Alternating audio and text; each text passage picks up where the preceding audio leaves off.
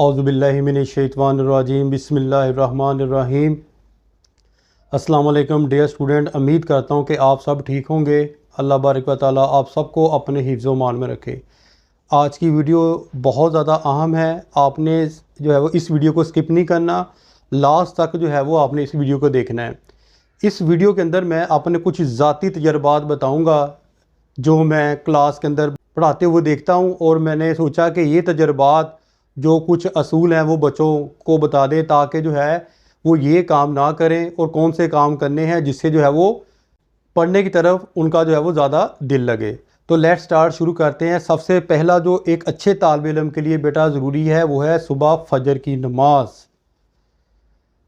अब मैंने क्लास के अंदर देखा है कि बच्चे जो है वो ऊँघ रहे हैं, बच्चों को जो है वो नींद आ रही है, बच्चे जो है वो सो रहे हैं। मैं उनको पढ़ाता हूँ, उनसे पढ़ा नहीं जाता। क्यों नहीं पढ़ा जाता? उनका जो है वो सुबह का आगाज़ ही जो है वो अल्लाह के नाम से नहीं होता। ठीक है ना? जब अल्लाह के नाम से जो है वो आगाज़ नहीं होगा तो सारा दिन उसके अंदर बरकत कैसे होगी? एज ए मुस्लिम हमने अक्सर जो है वो दीनी किताबों के अंदर पढ़ा हुआ है कि जो बच्चा फजर की नमाज नहीं पढ़ता तो शैतान जो है वो उसके कानों में, उसकी आँखों में, उसके मुँह में, उसके पूरे जिस्म पर लान तान कर देता है। ठीक है? और हत्ता कि ये भी लिखा हुआ है कि वो गलीज़ मादा जो है वो अपना कानों में जो है वो डाल देता है, और जब उसके कान ही जो है वो बंद हो जाएंगे और जब उसका जो ये जहन है, जो माइंड है, उसके ऊपर जो है वो नहूसत का पर्दा छा जाएगा, तो वो बच्चा कैसे पढ़ेगा? तो इसलिए एक जो अच्छा तालिब इल्म है तो वो क्या करता है, सुबह उठकर जो है वो फजर की नमाज़ पढ़ता है। अगर दुनिया के अंदर किसी भी कामयाब होना चाहते हो तो फजर की नमाज़ ज़रूर अदा करो। अल्लाह बारिक व तआला फरिश्तों को जो है वो कहता है कि जो बंदा जो कुछ मांगता है उनको आज के दिन के लिए जो है वो अता कर दो। तो आपने कोशिश करनी है। एज़ ए मुस्लिम हमारा यकीन है कि जो बंदा फजर की नमाज़ पढ़ेगा वो ज़रूर जो है वो कामयाब होगा। अब फिर आपने क्या करना है, फजर की नमाज जो है वो पढ़ने के बाद, फजर की नमाज़ पढ़ने के बाद आपने कोशिश करनी है कि इर्द गिर्द आपने देखना है जो आपके जो है वो पास कोई करीबी जो है वो पार्क है, आपने वहाँ जो है वो आधे घंटे के लिए सैर करनी है, मॉर्निंग वॉक करनी है। और वहाँ बैठकर आप, मेरा ज़ाती तजर्बा ये करना कि लंबे लंबे खींच कर जो है वो सांस लेना और सांस को रोकना है। रोकने के बाद जब आप छोड़ेंगे तो आप देखना कि आपका दिमाग जो है वो बड़ा, उसके अंदर जो है वो सुकून सा आपको मिलेगा। और जो काम, जो वर्क हमें जो है वो 2-3 घंटों के अंदर याद होता है, जो लेसन हमें इतनी देर से याद होता है, आप उसको जो है वो आधे घंटे के अंदर जो है वो याद कर लेंगे। वर्जिश करने के बाद, जब एक्सरसाइज करने के बाद आप घर आते हैं तो आपकी पूरी बॉडी जो है वो, दिमाग, आपके पूरी बॉडी के सेल्स और पूरी बॉडी के जो मसल्स हैं वो फ्रेश हो जाते हैं, ताज़ा हो जाते हैं। जब हर चीज़ जो एक्टिव हो जाती है तो ज़ाहिर बात है कि जब आप पढ़ेंगे, जो काम करेंगे, उसके अंदर जो है वो आसानी पैदा होगी। तो वर्जिश जो है वो एक अच्छे तालिब इल्म के लिए बहुत ज़रूरी है। आपने अक्सर देखा होगा कि सेहतमंद जो है वो जिस्म के अंदर सेहतमंद जो है वो दिमाग होता है। तो कोशिश करें वर्जिश को थोड़ा थोड़ा सा टच रखें। इसके बाद आप जो है वो पढ़ने के लिए बैठते हैं। अब जब आप पढ़ते हैं तो सबसे पहले आपने क्या काम करना है, ये नहीं करना कि बुक लेकर इस तरह जो है वो उसको पढ़ना शुरू कर देना। नहीं, आप किसी भी चीज़ का एक लॉक होता है, ठीक है, आप उसको की लगाते हैं, चाबी लगाते हैं तो वो लॉक खुलता है, फिर जो है वो आप अंदर दाखिल होते हैं। इसी तरह जब भी कोई काम शुरू करें, कोई भी काम, अच्छा काम शुरू करें, मैं ये नहीं कहता कि वाहद पढ़ना ही है, ख़ास तौर पर पढ़ने से पहले और वैसे भी हर काम शुरू करने से पहले आपने बिस्मिल्लाहिर्रहमानिर्रहीम पढ़ना है। जब आप बिस्मिल्लाहिर्रहमानिर्रहीम पढ़ते हैं तो अल्लाह ताला की मदद जो है वो आपकी जो है वो पढ़ाई के अंदर शामिल हो जाती है।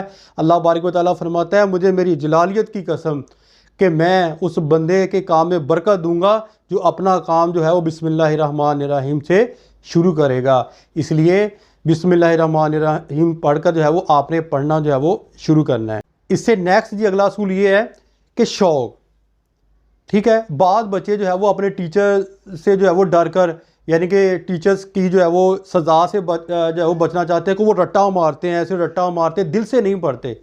उनका वजूद जो है वो पढ़ने की कोशिश करते हैं, उनसे पढ़ा नहीं जाता। क्यों? कि उनके अंदर जो है वो शौक़ ही नहीं है, उनके अंदर जो है वो रग़बत ही नहीं है कि हमने जो है वो इस चीज़ को पढ़ना है, हमने जो है वो गहराई से मुताला करना है ताकि ये जो डाटा हमारे दिमाग के अंदर स्टे कर जाए। और आज आके जो है आप देख लें कि 9th 10th के अंदर बच्चे जो है वो टीचर्स उनको टेस्ट ले लेकर मार के जिस तरह भी है 31-32 नंबर लेकर वो पास तो हो जाते हैं, लेकिन जब वो पार्ट 2, 3, 4 में जाते हैं, यानी कि first year, second year, third year, fourth year में जाते हैं, तो उनसे पढ़ा नहीं जाता। क्यों नहीं पढ़ा जाता? कि उनको शौक़ ही नहीं है, और उन्होंने जो है वो किताबों को शौक़ से पढ़ा नहीं होता। मेरा एक ज़ाती तजर्बा है, आप जितना भी जो है वो किताब को इस तरह दिल से लगाओगे ना, तो किताब आपके जो है वो पास आएगी। जितना इस किताब को जो है वो अपने से दूर करोगे, तो ये किताब भी जो है वो आपसे दूर होगी। इसलिए आप कोशिश करें, पढ़ना तो है ही है। जब एज ए तालिब इल्म आप जो है वो तलीम हासिल कर रहे हैं, अगर आप पढ़ रहे हैं तो अपनी पूरी तवज्जो अपने दिलो जान के साथ लगाएं और शौक़ के साथ पढ़ें, जुनून के साथ पढ़ें, और जब आपने किसी सब्जेक्ट को पढ़ना है। इसके बाद हम चले जाते हैं मोबाइल से परहेज़। आप देखें कि सारा दिन बच्चे पार्क के अंदर चले जाएं, मोबाइल चला रहे हैं, घर के अंदर देखें मोबाइल चला रहे हैं, कोई टीवी देख रहा है, कोई जो है वो ड्रामे देख रहा है, कोई फिल्में देख रहा है, कोई गाने सुन रहा है।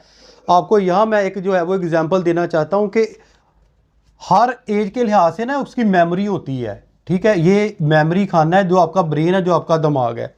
अगर आपकी उम्र जो है 15 ईयर है और आप इसको जो है वो फिल्में ड्रामे देखकर फुल कर लेते हो, मवाद देखकर फुल कर लेते हो, इतना जो है वो डाटा 3-3, 4-4 घंटे की एक मूवी होती है, उस सारा जो है वो मवाद अपने दिमाग की मेमोरी में फुल कर लेते हो। जिस तरह आपका ये मोबाइल है, इसकी मेमोरी फुल हो जाए तो और डाटा आता है इसके अंदर, और मवाद कर सकते हैं?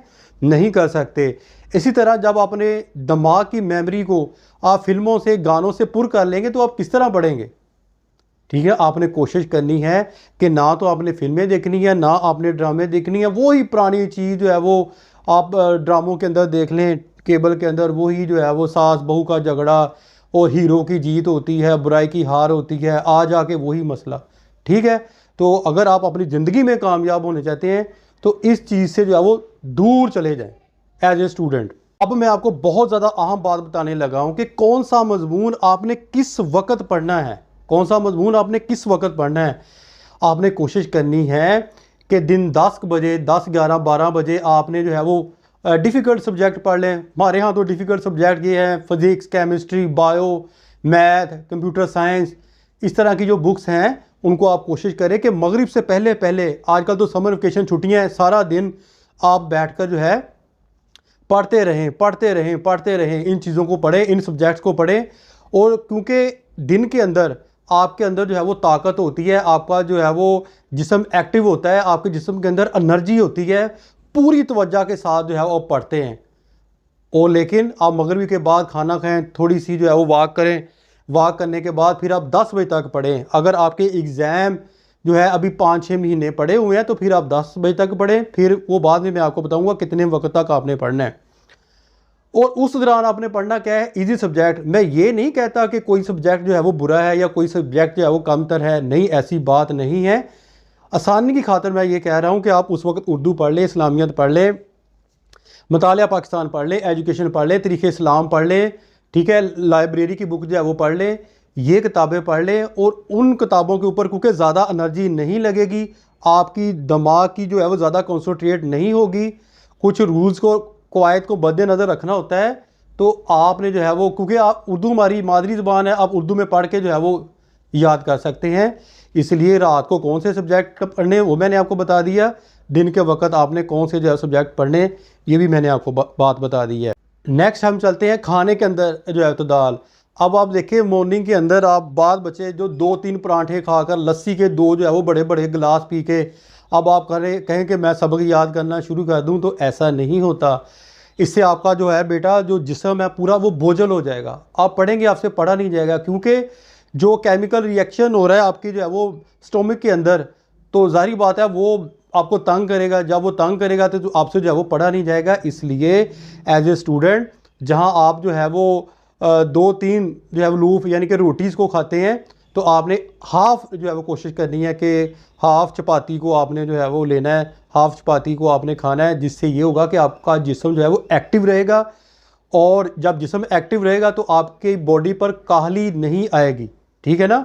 आप पढ़ने की तरफ जो है वो पूरी कंसंट्रेट करेंगे और इससे सबक जो है वो आपको जल्दी याद होगा।